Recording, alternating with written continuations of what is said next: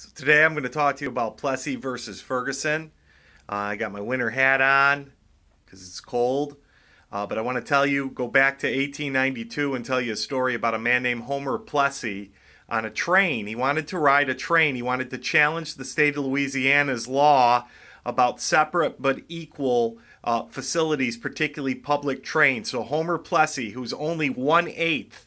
Okay, 1/8 means that he only had a great grandparent that was African American. So he's 1/8 black. So he's not physically black, but he makes it known that he's black on a train that's for whites only, and he can't ride the train. So he challenges the law. In a way to challenge a bad law is to break the bad law and then take it to court, and it goes through the ranks up to the Supreme Court in 1896. And using logic today, modern logic, you would think that obviously, you can ride any train you want if you're an American citizen. But in the case of Homer Plessy versus Ferguson, who's the head of Louisiana and the train company, the Supreme Court actually sides with Ferguson. Can you believe it? And the court says basically that separate but equal is allowed.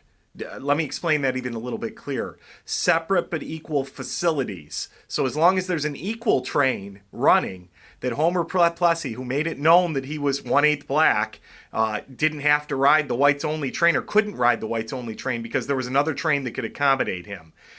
So think about this. Separate but equal facilities. And what this ultimately leads to is, for the next 58 years, the South is riddled with Jim Crow laws. Jim Crow is legal laws of segregation.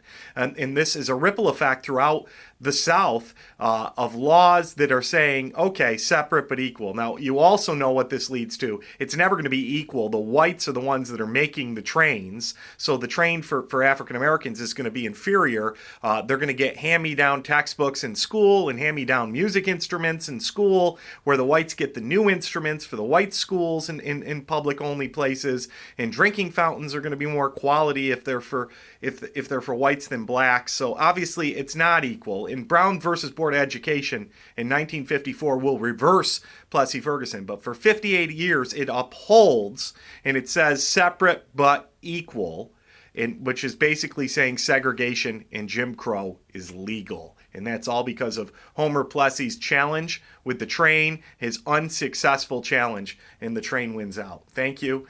This is Mr. Kufs. Have a nice day.